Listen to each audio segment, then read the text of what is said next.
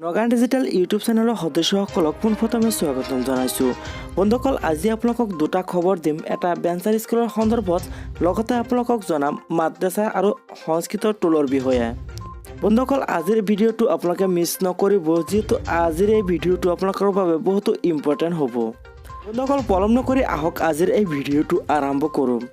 ৰাজ্যত অতি সোনকালে চৰকাৰী মাদ্ৰাছা আৰু সংস্কৃতৰ টোলসমূহ বন্ধ কৰি দিয়া হ'ব বুলি ঘোষণা কৰিলে শিক্ষামন্ত্ৰী ডক্টৰ হিমন্ত বিশ্ব শৰ্মাই। হয় বন্ধুসকল, আপোনালোকে ঠিকেই শুনিবলৈ পাইছে। ইতিমধ্যে ঘোষণা কৰিলে চৰকাৰী মাদ্ৰাছা আৰু টোলসমূহ বন্ধ কৰি দিয়া হ'ব। আপোনালোকে শিক্ষামন্ত্ৰীৰ পৰা নিজৰ মুখৰ পৰা শুনি লওক ভাষণটো। অসমতো চৰকাৰী মাদ্ৰাছা আৰু সংস্কৃত টোলবিলাক আমি বন্ধ কৰিম। ইতিমধ্যে আমি এটা সিদ্ধান্ত লৈছোঁ।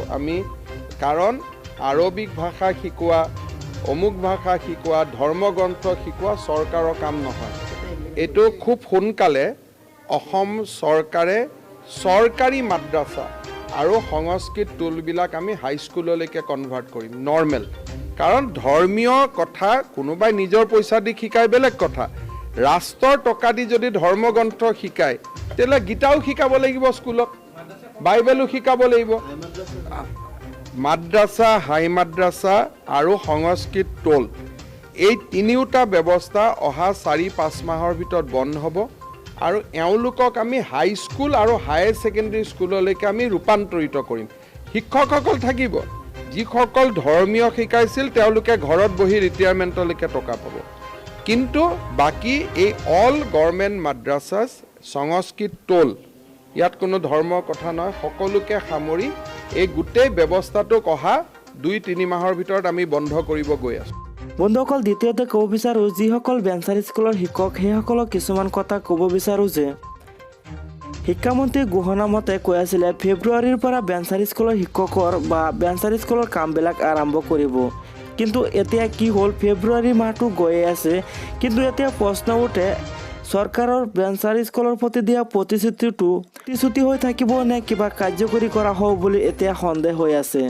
কিয়নো চৰকাৰে দিয়া তথ্য মতে বা চৰকাৰে কৰা ঘোষণা মতে এতিয়ালৈকে কোনো কাম আগবঢ়া নাই।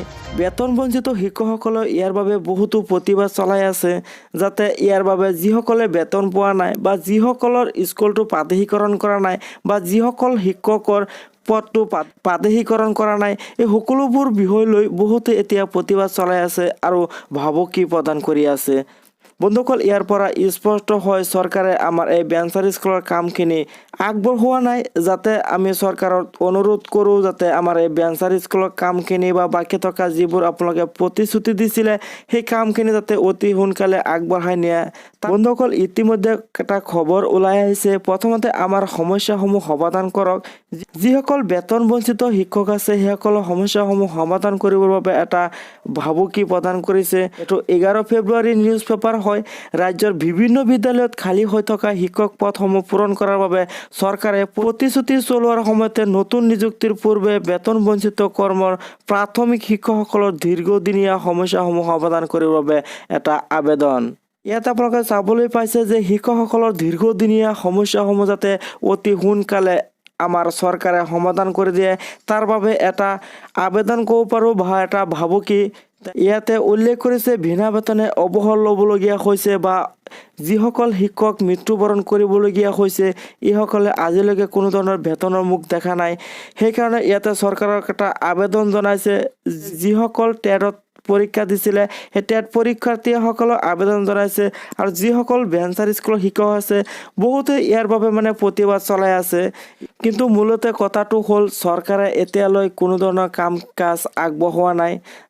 যদি আগবঢ়ায় আপোনালোকক খবৰটো পাই থাকিব, আৰু যদি আগবঢ়ায় আমাৰো ভাল লাগিব।